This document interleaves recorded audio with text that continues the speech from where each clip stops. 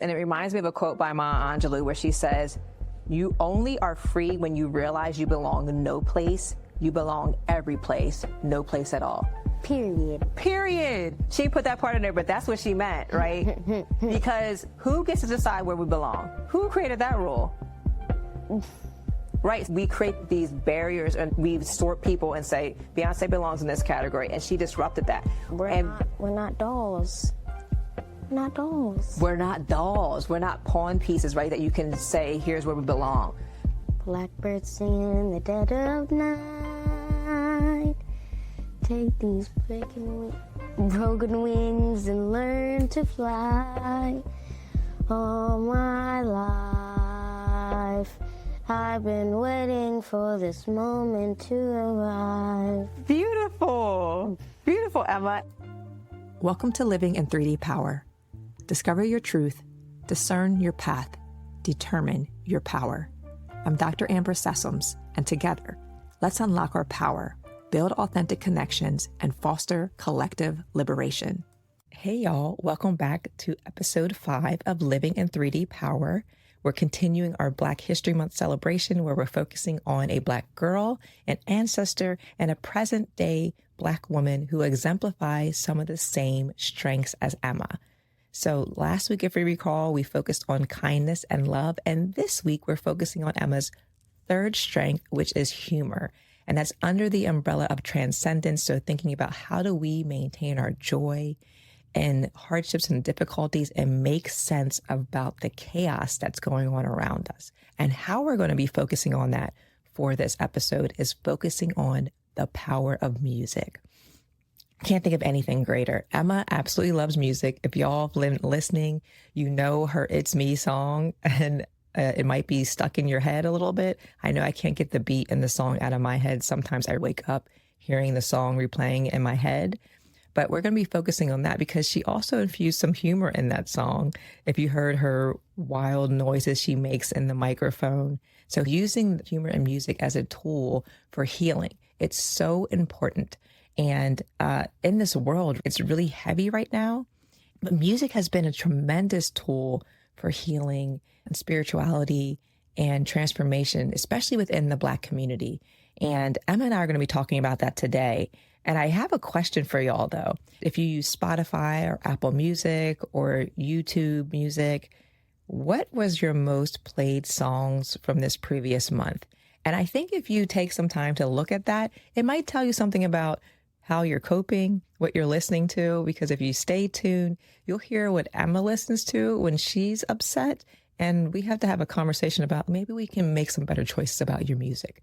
But for me, if I go to my list and I have my phone here, I use Apple Music because it came free with my phone plan and it gives you a replay. So it's already replayed my January playlist. And my top artist for the past month was Lo-Fi. And I remember saying to Alexa, play lo-fi music, meaning low frequency music. And apparently that's an artist and it's been playing that music. And lo-fi kind of helps you to settle and calm and really keep you focused. And then the top album, because Emma and I were in conversation about Cowboy Carter, was the top album I listened to, thinking about the history and how that weaves in, which we'll talk about today. And if I go to my top songs, let's see what it says here. Maverick City Music and Songhouse Well, Well, Well was number 3.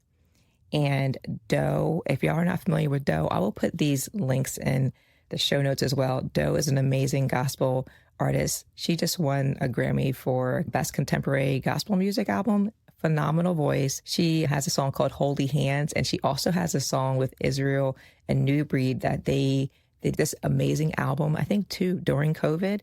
And this one is called Broken People. And I absolutely love that song. So for you, what are you listening to? What did you listen to last month? And thinking about, was that the best choice in music? Did it help me to cultivate joy, to remind myself of who I am and my strength and my power? Or did it further sink me into despair? So also thinking about Emma is discovering her own voice, right? So again, you've heard her song, but she's now singing on the gospel choir at church. And she has a really big idea about how we can take Aretha Franklin's song, Respect, and revamp that with a really important collaborator, singer. So stay tuned for that, because I asked her about if we had a present day civil rights movement song, what would that be? Or who would sing it? And she raised her hand like she would sing it, but she wants to partner with someone on that. So stay tuned for that. And also in this episode, we're going to be honoring 3 phenomenal women, and these women, Kierra Sheard. So thinking about a child artist, I think she started singing at the age of 6. Her mother is gospel music royalty, Karen Clark Sheard, and Aretha Franklin. And you will soon find out why that is Emma's girl. She literally says she's her girl. She's the queen of soul. Obviously, we all know that. We talk about her and her song Respect and how that was pivotal during the civil rights movement. And lastly, none other than Beyoncé. Again, so timely, because she just finally won a Grammy for Album of the Year. And it's really impactful because she also won Country Music Album of the Year. For a Black woman to win in that genre where they say we don't belong is powerful. And we're going to talk about Emma's friend and what she said to her the day after the Grammys, and Emma and her magnificent clapback, because she knows Black history. And also thinking about gospel choirs in this moment. I sang on the gospel choir in college into my young adult life, and I do miss it, y'all. It's a lot of work, but I do miss it. There's nothing better than singing gospel music with a live band and singing 4-part harmony. I remember my husband took me to the Kirk Franklin concert at I think it was called Homecoming or Homegoing. It couldn't have been Homegoing, because in Black culture, homegoing is a funeral service. But I think it was called the Reunion Tour. There it is, the Reunion Tour. And Kirk Franklin and Fred Hammond, 2 of my all-time favorites when I started listening to more contemporary gospel music. It was those 2, Karen Clark Sheard, the Clark sisters, and Yolanda Adams, and Marvin Sapp. And Kierra opened up the show. So it was really cool to see them. And I remember my husband saying to me, he's never been to a gospel concert. He's like, what's it like? And he's trying to compare it to other secular artists. And I'm like, oh, it's a totally different experience. And the thing that I love most about particularly this concert and any gospel concert I've been to is that I think probably half of the people there are gospel singers or want to be gospel singers. So everybody starts to singing. It's kind of like people were talking about Wicked. Please do not come to the theater singing the song. But when you are going to a gospel concert, there is usually a part in the gospel concert where the audience just starts becoming the choir. And the singers don't even have to say anything. And I remember that happening. And I think it was a Fred Hammond song. And no, I think it was when Kirk was at the piano playing his songs, not a word, just playing the melodies to his songs. And we all knew the lyrics and started singing. And it was a huge arena. I can't remember the name of the Philly arena, right next to the Eagles Stadium. And everyone just erupted in singing in 4-part harmony. And my husband's like, wow, it was so amazing to hear and be a part of that. So these are the things when you're thinking about how we're interconnected, how we're singing songs to get us through. And gospel music does that for me. So if I'm going to listen to anything, that's what I'm going to listen to, because I need that personally in these moments as a reminder. So I hope you enjoy this episode with Emma and I as we talk about musical genres, as we talk about what we listen to when we're upset, and how we can reclaim our joy, and how these artists are historical and how they've helped us to identify and name that we have a rich tapestry and a rich history in music. We are wholly creative and innovative beings as Black people, and we are not just entertainers. This music is not just to have a vibe and to feel good. There's actually meaning behind this, and it actually helps us with our movement work, which we need now more than ever. So I hope you enjoy this episode with Emma. I hope you enjoy her singing and Mama stepping in for a brief second to sing with her. Enjoy. It's me, it's me, it's me. It's me, it's me, it's me. Woo! Woo! Woo! Woo!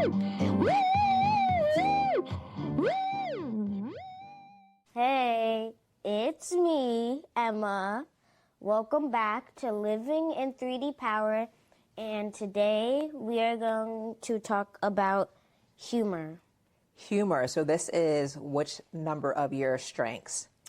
3. So 3 in the VIA character strengths assessment. The first one was kindness, love, and now we're on the third, which is humor. We're going to tie that in with some amazing Black girls and women for today's episode. And humor is under the umbrella of transcendence, according to VIA character strengths. That's a big word, but how they define it is connecting to the larger universe and providing meaning, bringing joy, seeing the light, and finding laughter in challenges, which I think couldn't be more relevant than today because the world and all the things that are going on, if y'all can't see her face, she's making this face like clenching her jaws and smiling through the tensity of the moment. But finding the joy and finding the meaning in all of the chaos is part of transcendence. I can still find the meaning and find the light at the end of the darkness. And I think it's such a beautiful strength for you. And actually also how they define humor is it involves the ability to make other people smile or laugh. It also means having a composed and cheerful view on adversity, so challenges, that allows an individual to see its light side and thereby sustain a good mood. Super important. And I can't think of anything more important than talking about sustaining a good mood, finding the light, than to talk about some amazing singers and songwriters. So the first thing I want to ask you is thinking about you have the strength of humor is have you ever used music to feel more confident or deal with something difficult? And if so, how did it help you? I think when I'm sad, I listen to music and I color, and it makes me feel better. Is there certain music you listen to when you're sad? Billie Eilish. Billie Eilish. Okay, so nothing wrong with Billie Eilish. Or I listen to rock music. Rock music, do you name some rock artists? I forget the person's name that I listen to. It's Nirvana? Nirvana. It's Nirvana. But I'm not sure that's rock. They called it grunge. Grunge, okay, excuse me. So you are 10 years old thinking about music that was around when I was in middle school. So is that retro? I'm not sure. So you're saying Billie Eilish and Nirvana. And I will say, being a school psychologist, what I found was a lot of students when they were in their quote unquote bag, I'm not sure if that's still a term people use today. So when they were feeling bad about themselves or when they were feeling down, they say they're in their bag, they would put on really sad music, which wouldn't necessarily help them to feel better. It would just make them further sink into depression or feel even worse about themselves. So I think it's really important when we're listening to lyrics, especially if we're feeling badly about ourselves or about what's going on in the world. It doesn't always help to listen to songs that are going to make you feel worse. Not to say that Billie Eilish or Nirvana are those songs, but I'm just saying we have to be cautious about the songs we're listening to. But I think what it can also do if there's songs that evoke emotion in us and tap into what we're actually feeling, I think that's also really important because Billie Eilish, Nirvana, and all these other songwriters that really tap into the human experience about despair, it helps us to feel, and sometimes we numb ourselves to feeling. So I think, yes, if I am sad and I'm going to listen to a sad song, it can help me know that I'm still human and that I'm less alone, but we just can't stay there, right? We can't just put on sad music all day and stay there. But I think that is really important. And it made me think about earlier we were listening to Earth is Ghetto by Aaliyah Sheffield, and she's talking about she is just beam me up, get me out of this place. These people are ridiculous, they're wilding out. And even though she's agitated, irate about the world, there's truth in that, right? Like, she's not wrong. Yeah. So I think there is power in, yes, let's listen to songs that really talk about what's happening currently in our world, which is why I think this is such a great topic, especially in light of what's going on today. So I totally agree with you. I think those are okay choices. Maybe we'll find some better ones for you as a 10-year-old, but which is why we have child protection locks on your devices so that you can't just play whatever you want. So note to self, Mom. Okay. I can't listen to Nirvana. just saying, we just have to make sure that it's child appropriate. It is. Okay. But we know we is. have all those safety features on, so you can't listen to explicit lyrics and all of those things. So that's really important. Okay. Retro music. I do not like bad words. I know you don't like bad words, so that is true. So we're going to talk about 3 awesome individuals. Remember, a child figure, an ancestor, and then a present-day Black woman. So who is the child figure we're going to talk about today? Kierra Sheard. Okay, so child figure is Kierra Sheard, and what are the lyrics to the song, the church song? What you gonna do when your back's against the wall? I thought you were going to sing it. Do you want me to? I was just wondering because you were almost in the rhythm. I was like, is she going to sing it? You don't have to, but I thought you were going to burst in the song for a second. If you want me to. Oh, listen, I think the audience would love to hear that.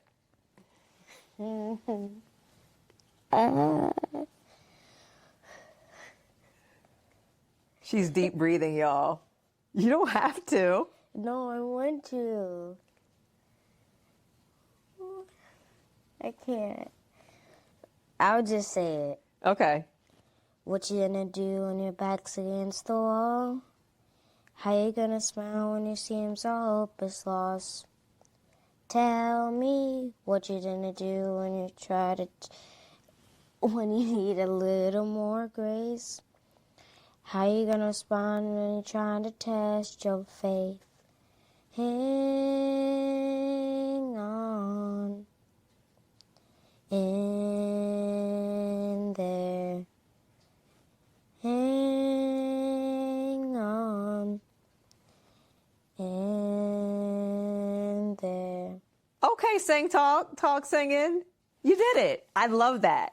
So who is Kierra Sheard? And she is part of gospel royalty, okay? She is a daughter of Karen Clark Sheard. So I grew up listening to Karen Clark Sheard and her family, the Clark sisters. So Kierra and her mother, Karen Clark Sheard, I remember when she made her debut singing, and the song was The Will of God. She was 9 years old, so it was Karen's album. Was it finally Karen?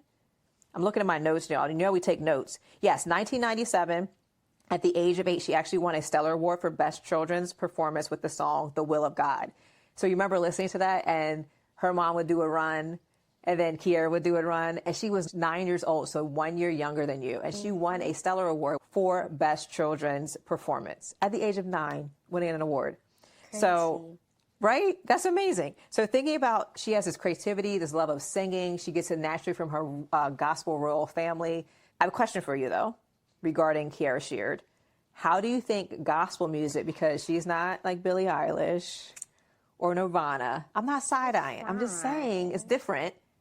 It is. So how do you think gospel music helps people feel better when they're sad or worried? I think it helps them feel better when they're sad or worried because it talks about how there is some hard things and that you can overcome it and how God can help you. I love that. So even thinking about the lyrics that you were talking, hang on in there. And what else? Are there any other songs that come to mind to remind you that God is there, God's going to see you through? There's a other song that you play in the car a lot. I do? What's the song? It's called Smile. Who sings Smile? Kurt Franklin. So do you know the lyrics to that song? Mm-hmm. Since you say I play it in the car all the time. I know some. Okay, what's some? Since you didn't put it on this. No, you're supposed to know this song. You say I play it all the time. When I'm giving you cheat sheet. What's the song? I mean, the title gives you a hint to how it starts. I smile, even though I hurt, see I smile. I know God is working, so I smile. Even though I've been it for a while, I smile. I love that. So even though I'm in it for a while, I smile. So we might be in a really hard season, like we're in right now with this current presidency. but there's a deep, deep joy that can't be taken away from me. It's like the world didn't give it to me. The world can't take it away. That's an old gospel song, but meaning God put this joy on the inside of us in the Holy Spirit. Nothing, no person, no situation can take away that joy. It's our birthright. So we hold on to that. We don't deny what's happening in the world, right? We have to go through it, just as Jesus came and had to do all the sacrifices that he made, all the things that he experienced on this earth, all the grief and the pain. He experienced it all so that we know that we can overcome anything. So also what I think is interesting is that you're saying I play a lot of Kirk Franklin, and I do love Kirk Franklin. So I grew up African Methodist Episcopal, which is really traditional reading and singing from the hymnals. But I remember when I started listening to Kirk Franklin and Fred Hammond, and this guy I was dating at the time, he was like, that is not gospel music. And I'm like, yes, of course it is, right? And I'm thinking about Fred Hammond, Pages of Life. He literally took biblical verses and made them into songs. And I thought that was the coolest thing because they weren't traditional choir songs. They were kind of contemporary, kind of like, I could still tell they were Christian songs. It wasn't too far where I was like, what the heck am I listening to? Which is what I think is really cool about Kierra Sheard, because she says, and I quote, fans have told me that they want message-oriented music they can listen to without feeling they have to be at a revival. Quality, fun music with an inspirational message that they can play at home, in a shop, or bang in your car with the windows down. That's my calling. So I love that she's tapped into what her purpose is and thinking about her family legacy, the Clark sisters, how they had more contemporary gospel music and they made it their own. And then she just did her own thing with it. So it still has an inspired message. It's still very God-centered, but it gives you a vibe to it. So thinking about even Kirk Franklin and his music and how it was so different for that time period, I'm making myself sound really old. But thinking about the time period, I know there's something he says at his concerts. He's like, who weren't they ones that were with me when my teeth weren't fixed? So he has really, not that he didn't have beautiful teeth then, but he will say that. But it was really controversial for the music that he made back then because people weren't used to that type of gospel music. But now he's opened up a whole new genre of gospel music so that people that might not connect with the traditional hymns or grew up in traditional church can still be inspired by the word of God through more nuanced ways of singing, like Kierra Sheard. So now we're going to segue to our second person. And you have, for those of you who are not watching, Emma has on her RESPECT Aretha Franklin t-shirt that she got from Aunt Dana for, was that your birthday or Christmas? Birthday. Because I have never met a 10-year-old that calls Aretha Franklin where you say she's your girl. I think the best thing for you was in third grade when Mr. B was your teacher and he had a vinyl record collection and he would play music every day and you were putting him on to some new music. And what did you get Mr. B for Christmas? A vinyl record of Aretha Franklin. What 10-year-old gets their teacher a vinyl record of Aretha Franklin and says, Aretha is my girl? I didn't say that. You said it a couple weeks. You said, oh, I want to talk about Aretha Franklin because she is my girl. Yeah, but I didn't say it to Mr. B. No, you didn't say it to Mr. B, but we all know how you feel about Aretha. I mean, what do you have for the listeners and viewers today? You have two of your Aretha Franklin books, and what books do you have here? I have Who Was Aretha Franklin and Respect Aretha Franklin, the Queen of Soul. And that second book, who was that written and illustrated by? Because it is absolutely gorgeous. Carol Boston Weatherford and art by Frank Morrison. It is Aretha Franklin, the Queen of Soul. And I think the page that I think is really impactful for it even right now, I'm trying to turn to it. There's two pages. So RIGHT, they spell out everything kind of how they spelled out respect. It says, for the civil rights movement for racial equality, Aretha raises funds and gives concerts for free. And such beautiful, if y'all can see it if you're watching, pictures of some of our civil rights heroes and Claudette Colvin and other people in here that were in the civil rights. I think that's Sidney Poitier, Martin Luther King Jr. and his wife, Coretta Scott King. And this is down here, Rustin, who helped organize the March on Washington.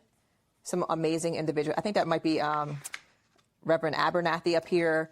And then the second page, I love this. Someday we'll all be free. And it shows her singing in front of a crowd of people that were protesting for their rights to be free during the civil rights movement. So thinking about Aretha and the time period she grew up in during the civil rights movement, getting to really know Martin Luther King Jr. as friends and family, because her dad was a big time pastor in Detroit. And the lyrics for Respect are R-E-S-P-E-C-T. Find out what it means to me, R-E-S-P-E-C-T. Take out T-C-B. People get that all the way wrong. Me but too. What did you think it said? I thought it said R-E-S-P-E-C-T. Find out what it means to me. R-E-S-P-E-C-T.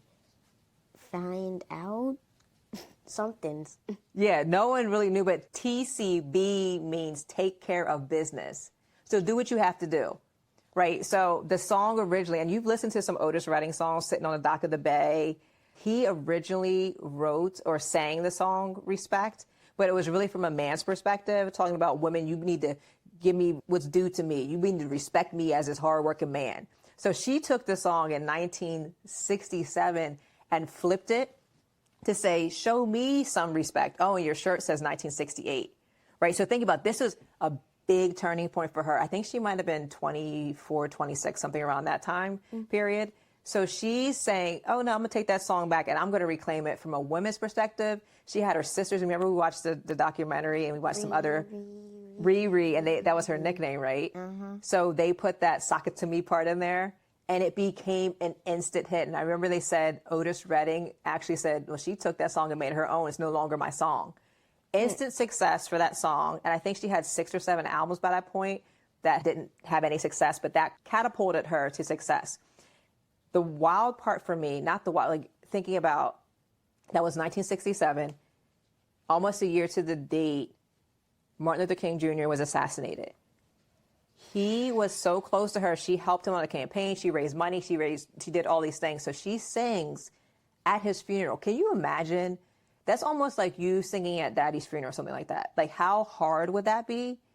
You have this voice. People want to hear from you. They want to be comforted by you. And you're trying to comfort yourself. You're grieving as well. And she was able to get up there and sing Precious Lord, which was one of his favorite songs.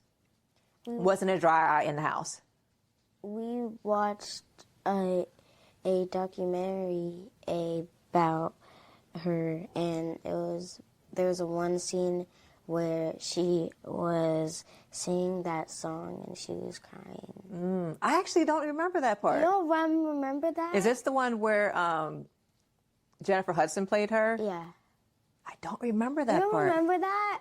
We watched it like 3 times. I know. Again, y'all, this kid was literally like the one day she's like, I want to watch the Aretha Franklin movie. And you were engaging in the movie so much. And I remember you saying, why is that man coming into her room? And she's little. And we talked about how you have to protect yourselves, because she experienced a lot of trauma, a lot of harm. Like, grown men hurt her, right, when she was little. And I remember you saying, he should be coming in her room. Like, what does he want to do with her? I would have karate chopped him. Right. So thinking Kung about fu. how do you protect yourself? How do you make sure the adults in your life are supposed to keep you safe? And that we know, right? We know that if a grown man or a grown woman or whoever wants to be your friend on that level, when they are more interacting with you than they are with the adults, then that's a major red flag, right?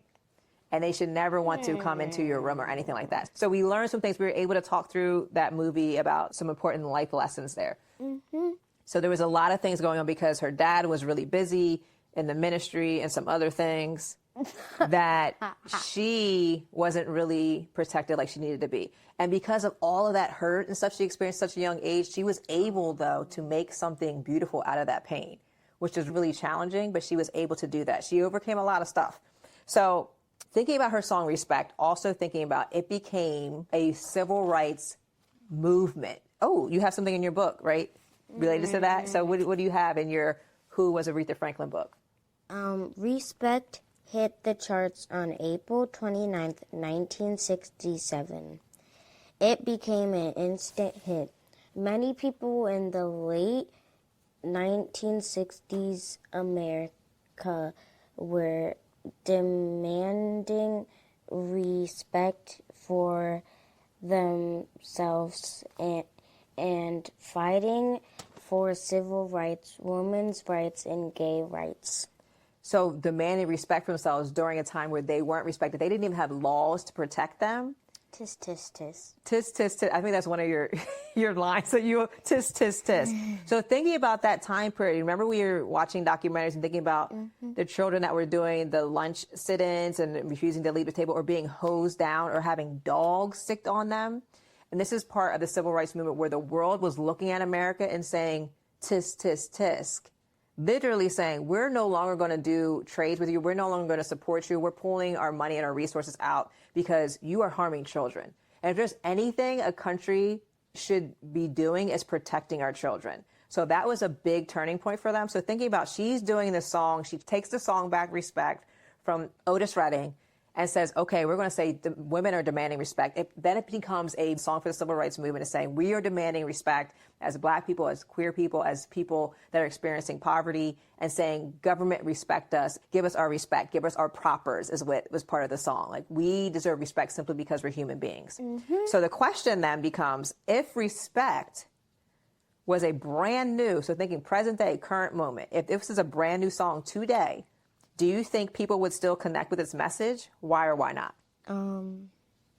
I think people would understand it as much as it was before because there is a lot of things happening because of the current president and yeah. Yeah, I agree. So respect, thinking about I deserve respect. There's so much disrespect going on with people that look like us, people that we can make different than us. And they're saying, we're going to take away your rights, or now we're going to go in and look at your private information and have access to that. That's pretty scary, right? So thinking about all these things that are happening, that's disrespectful. And so I think this song would really resonate today. And maybe thinking about we're in this present day moment, who's going to be the new Aretha Franklin of our time to come up with a song to empower? Oh, you're pointing at yourself. You going to write a song? Me and for this SZA. current movement. You and who? SZA. You and SZA. SZA, if you're listening, Emma says she wants to write a new civil rights movement song, a new movement song with you for this current moment. Listen, we are about freedom dreaming here. We're going to speak that thing out there, and you never know. Maybe SZA will be like, where's my girl Emma at? Let's write that song. Let's go for it. Put it out there. You put it out there, let's see what happens. So Emma and SZA are going to write a new present day respect song to get us through this current moment and this movement work that we're about to engage in. I love it. So also some things about Aretha, 18 Grammy Awards and 5 recordings are in the Grammy Hall of Fame because, you know, the Grammys was last weekend. And also, which I think is amazing because Rolling Stone does, I think they started out with 100 back in 2009 or so, and now they're up to 200 of the best singers of all times. And guess who's number one? Your girl. Aretha, the Queen of Soul, is number one, undefeated, reigning champion, best voice of all time. Okay, so give her her propers, y'all.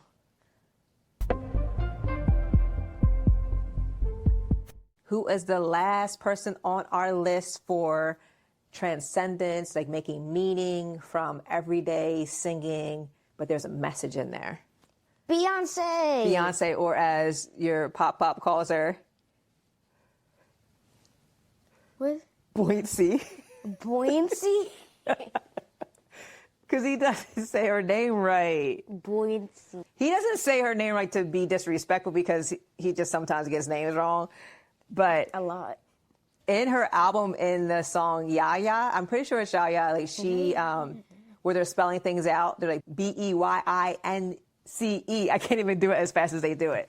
She's spelling Beyoncé or whatever they spelled it because apparently back in the day, her mom's maiden name was Beyoncé. And on her birth certificate, they misspelled it. They went to the courthouse to get it changed. And they said, you should just be happy that you even have a birth certificate because people like you, racism, right? So she's reclaiming that. So she put that in her album. And I think there's a picture of her with a sash and she's almost in this American-esque pose, but she has a sash with the misspelling of her name on it. And I think that's really powerful, thinking about how do we reclaim the stories that have been told about us and how do we say, I'm demanding respect simply because I'm a human being. And it doesn't matter what my skin color is. but I have an origin story that comes from power and purpose. So she wrote this song, Ya Ya. And what are some of the lyrics to that song? My family live and die in America, good old America. Yeah, good old USA. Whole lot of red and that white and blue. History can't be erased. She's talking about whole lot of red, that's blood. Thinking about our ancestors who were enslaved here in America, who built this country, who were taken from our land, mostly from the western coast of Africa, brought here against our will, ripped apart from our families and our culture. And she's talking about this good old USA, history can't be erased, which I think is so important because in this moment, the administration is trying to take away books that teach us about the truth of our history. And you think about other countries and how they are saying we can't ever forget our history. There's something particular about America, and I think Professor Eddie Glaude talks about this, where he's like, we have this nostalgic amnesia, meaning that we want to think about America as so perfect and so great. And you know how last episode we were like, we're not perfect, right? And that doesn't mean that I'm un-American. Like James Baldwin talks about, I love America enough to critique her. So if I didn't love you right now, I have to tone it down, you said with you though. But there's sometimes I have to do some critique or some constructive criticism or some explaining of things. It's the same thing with America. We can't just blindly walk around being like, everything's great here, everything's great, right? That doesn't help. So she's saying, good old USA, looking for a new America. Are you tired working time and a half for a half the pay? I just pray that we don't crash. Keep my Bible on the dash. We got to keep the faith. Wildfire burnt his house down. Insurance ain't gonna pay no Fannie Mae. We got to keep the faith. And I think right about now, think about the wildfires in Los Angeles and how historically Black communities probably will not get the insurance claims that other more affluent millionaires will get. So thinking about how unfair these things are when we think about generational wealth. So the big thing about this album, remember we were watching, I don't even watch TV, but we turned on the Grammys real quick and we saw her win Country Album of the Year. We were like, we were screaming and yelling, and I was like, oh, people are going to be so upset, right? Because she won this Grammy. And you went to school the next day, and what did your friend say to you? My friend said that she didn't deserve to win the Grammy. Your face, you're like... My face, like, I was like, what? And I'm like, so my question always to you is like, when you come home, you say, my friend said this. I said, so what was your response? I said, we created country music. I'm like, this 10-year-old, not with the clap bag, not with the, I'm going to drop some wisdom on you, friend, and let you know, don't say she didn't deserve it because we created country music. And I think that's so powerful. And what was her response to that? She was in awe. She didn't know. She didn't know. And I think that is a beautiful part when she's talking about history can't be erased. Certain people, especially people in power right now, are trying to erase the full breadth of our history to try to create a narrative about who we are as Black people or people with disabilities or queer people or all these different people that don't fit into their box. So the way that you do that strategically is you take away all the things that tell the truth about who we are. But regardless of what policies, executive orders, regardless if they take their books away, we know the truth because it lives in our hearts, right? It's in our stomach. It's in our stomach. It's literally within us, right? No one can take that away. It's in our blood. It's literally ancestral wisdom and all of the things that our ancestors passed along to us, our resilience, our strength, our creativity, our genius is within our veins. So no amount of executive orders or, you know, I'm not going to learn about Black history, all these things we're trying to take away, doesn't erase our history, right? Because we have books, and we're going to continue to buy books, and we're going to continue to pass that down generation after generation. Brain food. Brain food, right. So I think the thing that's really powerful is that this album in particular, you said you went to school and your friend said she didn't deserve it, and you said, we actually created country music. I think there's a lot of truth in that because Ken Burns is an amazing documentarian. I think I'm saying that correctly. So he does 16-hour documentaries on PBS. That's too long. But you watch it in segments. So he does amazing documentaries, and he did one on country music. And something he said in there is that every facet of country music is a result of African and African-American traditions. So thinking about the banjo, you know, that little banjo, when they captured us, when they did all this trafficking and stealing us and bringing us to this country, they also brought rice and goods and our foods and our culture and our instruments with us. Our culture came with us. They couldn't erase it no matter how they tried.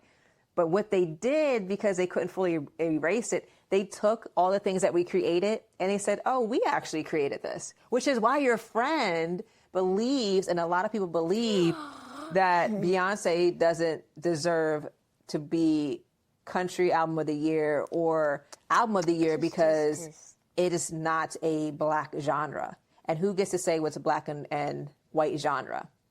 Because this is the amazing part. She did this album as a clapback to people saying, oh, you don't think I belong here? She did her history, which is what I love. So we will sometimes hear messages. You know how earlier today, we talked with a bunch of girls and thinking about who tells you where you belong and where you don't belong. And when we do our own research and we know the truth about who we are and our people and our family and our history, we hold our heads high, we roll our shoulders back, and we say, oh, they're the ones living a lie, but I know the truth. So I think that is awesome. She did all this history. She poured it into her music, thinking about black artists who toured in the Chitlin Circuit. So this Chitlin Circuit was during segregation, where you could only perform in black-owned establishments or people that were friendly to black people. They wanted to listen to us. They wanted us to entertain, but we would have to go through the back doors. We couldn't even go through the main doors. All of these things that dehumanize us. You want to hear our music. You want us to sing for you, but we're not welcome to dine with you. Is really hurtful. So she did all of those kind of things, and she tied her family history in and the context of economic, racial, and social inequality, which I think is so important in her music. So wins the Grammys. She's won every Grammy except for Album of the Year. She finally won, which she should have won, people will say, albums ago. But she finally won that. And I think the other part is, and I heard you singing this song earlier, Blackbird by Paul McCartney from the Beatles. I think that's the second song on the album. And I think what's really amazing about this is that, you know how Aretha Franklin, she took Otis Redding's song and she switched it to make it about women's empowerment? Beyonce doesn't change Paul McCartney's song at all, Blackbird. She keeps it the same, but what she does is she brings in, I think it was 4. So black country singers Tanner Adele, Brittany Spencer, Tierra Kennedy, and Raina Roberts. So she brings in 4 black female country music artists into this song, Blackbird. Blackbird singing in the dead of night. Take these broken wings and learn to fly. All my life, I've been waiting for this moment to arrive. Beautiful. Beautiful, Emma. And I think the symbolism of Blackbird is Paul McCartney talks about it was during the Civil Rights Movement. So thinking back to Aretha Franklin, I think this is a beautiful tie-in where he's watching what's happening in America, again, where they're like, tis, tis, tis. What the heck are y'all doing, America? So thinking about Little Rock 9, where they're desegregating schools and they're throwing things at kids and calling them names. Children, adults are doing this. And he's like, what is happening? And he's particularly thinking about black girls. So in England, they call girls bird. So he made the song Blackbird, so black girl. So I think it's a powerful symbolism there, which I think is the amazing part about music, is that it seems like, oh, I'm just listening to this for fun. But through our history, Africans, African Americans, and enslaved people, we would be in the field and we would sing songs to let us know where we could escape or when we could take a break. Because if you took a break, you could be hurt or worse in the field. So they would sing certain songs to be in a rhythm and a cadence, and then you could take a break and no one would notice it. Like, it's time for you to take a break. We had songs that would let us know where to travel to be free. All of these things and innovation was so true to who we are as a people. So I love that she's reclaiming that and saying, all my life, I've been waiting for this moment to arrive. I think it's just beautiful. So the question I have for you is, how do you think Beyonce uses her music to show that no one could tell us, black girl, Blackbird, where we do or don't belong? So she used to be like hip hop, I think, or pop. Or I don't know what category they put her. Maybe they put her in pop or like R&B, whatever the quote unquote black category was. That's where they said, Beyonce, you belong in this category. R&B belong in that category, Beyonce. And now she's in country, and people told her to stay in pop or something, or whatever genre she was in before, but she didn't listen. Because, and it reminds me of a quote by Maya Angelou where she says, "You only are free when you realize you belong no place. You belong every place, no place at all." Period. Period. She put that part in there, but that's what she meant, right? Because who gets to decide where we belong? Who created that rule? Right. Like they create these barriers and we sort people and say, Beyonce belongs in this category. And she disrupted that. We're not dolls. We're not dolls. We're not dolls. We're not pawn pieces that you can say, here's where we belong. So I think that's a beautiful thing. But also, she says, I'm going to research our history, but I'm also going to affirm and uplift the women and the men, the Black country people that have been doing this all along. And I love what she did when she received her Album of the Year. She dedicated it to Linda Martell, who was the first solo Black woman country artist to play in the Grand Ole Opry. So paying homage to our ancestors is so key. There's so much power and beauty in that. Sometimes we think when I get to this next level, I forget where I came from. But she's like, there's Sankofa. It's like turn back and return to where you came from. So remembering our ancestors, remembering our elders and pulling them up alongside, because if it wasn't for them, we would not be where we are. And thinking about the phrase of, I am my ancestors' wildest dreams. So we are living in the manifestation of what our ancestors prayed for, Emma. Do you ever think they imagine you as you're in your present day self, all your glory and all your freedoms that you have? And actually, I think the answer to that is that they did, because there's something inherent about Black people is that we will disrupt and redefine what the world says that we are. And we say, you don't know the truth of who I am, but let me tell you, and let me pray for that to exist, and let me live in my dignity and my truth. Even if you want to discredit me, I'm going to walk in my dignity because I know who I am. And I think that is beautiful, because we are literally living in a manifestation of our ancestors' wildest dreams. So we're going to keep on dreaming. Blackbird, we're flying. Caw, caw. I love that. So final, as we wrap up here, what do you take away from thinking about Kierra Sheard, your girl Aretha Franklin, and Beyonce? What's the lesson, what's the nugget from their beautiful contributions to the world? As you pretend to chew a nugget. To be yourself. And you could be a singer and you have a voice. So even if you're not a singer, do you still have a voice? Mm-hmm. You have a voice no matter what. You have a voice no matter what. So final parting words for our guest today. Caw, caw. Blackbird. Sing in the dead of night. Take these chicken wings and learn to fly. All my life. I've been waiting for this moment to arrive. Yes. Okay, and we're back. I hope you enjoyed that episode. You could hear at the end Emma's rendition of Blackbird, Chicken Wings, Learn to Fly. Obviously, that's not the original lyrics, but Emma, again, one of her strengths is humor. So she put a little humor in there. So thinking also about Emma's vision. Again, y'all, community, let's come together to tag SZA to say, Emma wants to sing a new civil rights movement respect-esque song with you. She is saying to you, SZA, let's go. Let's do this movement work. Let's create a song for this movement time right now.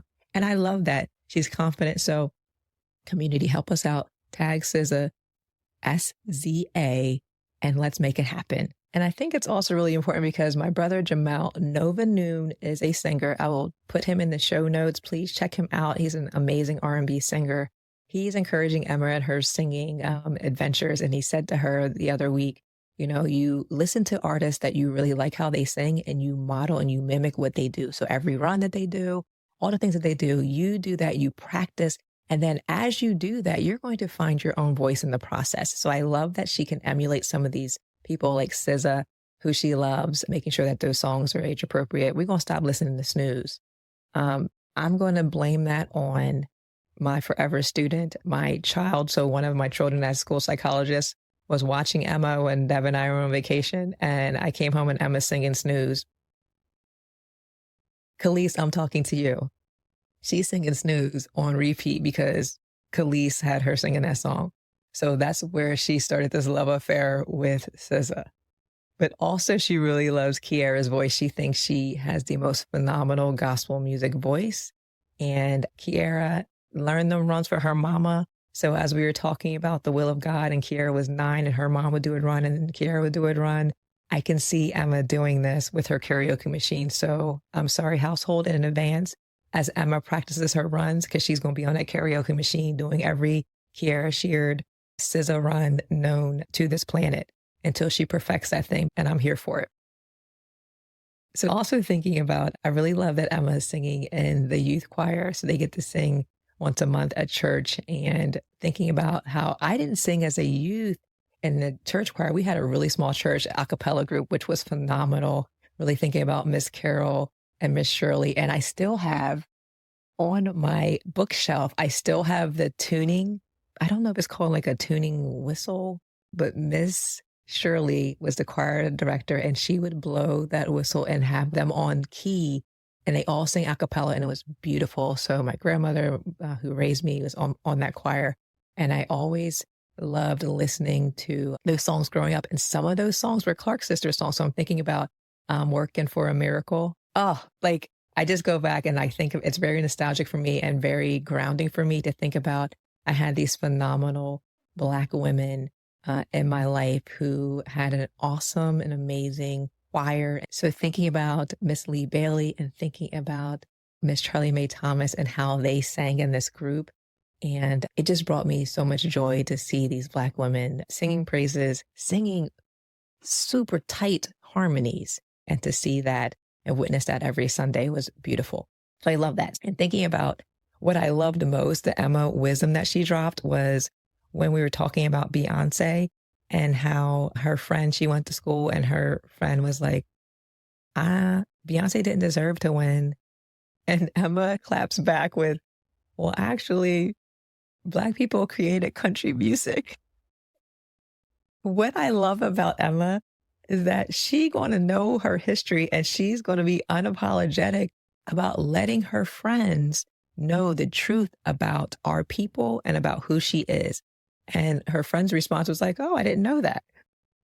So I love that Emma can disrupt these narratives. And this is also why they're trying to erase our history, because if we don't know the truth of who we are, those stories that are so steeped in popular culture, where she has a friend who had no clue about this, and right, wrong, or indifferent, the ignorance that we have in our society, because it is intentional, that Emma knows the truth, which is also why I think documentaries are so important and books are so important of who she is. And when she hears that lie, she can disrupt it and she can give a counter narrative, and she knows the truth of who she is. So that just completely made my entire week, because she will stand 10 toes down and say, that's not true. I got receipts. We are amazing innovators in the face of unimaginable tragedy, that we can still find joy and humor in that. And we talk about, we laugh to keep from crying. And I think that can be very true of our culture in particular. The thing we have to remember, though, is that, yes, humor is a way that we get over, but it's also important that we sit in what we're feeling and experiencing. We don't use humor. We don't use music to escape it. We use it to help inform what we're feeling, to help us navigate it and metabolize it out of our body. So I think that's really key when Emma's talking about she's sad and she listens to Nirvana and Billie Eilish. And I'm like, let's find some other people to listen to. But I had to take a step and think about, there are certain artists, there are certain poets, think about James Baldwin, Toni Morrison, Maya Angelou, that help us to name what we're feeling, to sit in it. But there's also that caveat of, I am calling us to more. I am calling us to be fully human, to understand and accept who we actually are, so that we can transcend to something even greater. That's a part of transcendence. It makes meaning. So I encourage you to think about what's the playlist, what's the soundtrack you're playing right now. I went through in the beginning before we talked to Emma and looked at the songs I listened to last month. But I also have a playlist that I created for my 3D Power Tools framework that I'm going to put in the show notes. And it walks you through music, mostly gospel music, inspirational music, through the power of discovering the truth of who you are, thinking about the power of discernment, understanding and knowing where those lies are so that you can discern the truth about who you are, and working towards the power of determination, which is our action. And that's what we're doing as a people. That's what I'm hoping this community does. I just listened to something AOC was saying about we can't be joyless people, because then what are we fighting for? So holding on to that joy reminds us of what this fight is for, not what we're against, because yes, we're against fascism. We're against white supremacy. We're against all of those things. What are we for? And holding on and reclaiming your joy is going to get you closer to that. And also, I hope that if this is resonating with you, please subscribe to my Substack where you can get the full video. If you're listening, you can actually watch us. Please subscribe to our YouTube channel where you can also watch shorts. Please like, subscribe, follow, leave a comment, leave a review. I'd love to hear from you on Apple Music or Spotify. And this episode, I hope, is a reminder that you hold on to that joy. You hold on to that love, because it is your birthright. And no one, nothing is going to move you. You're going to be unshakable in your joy. So, Blackbird, Black girls out there, take these wings and learn to fly. Until next time, y'all, take care.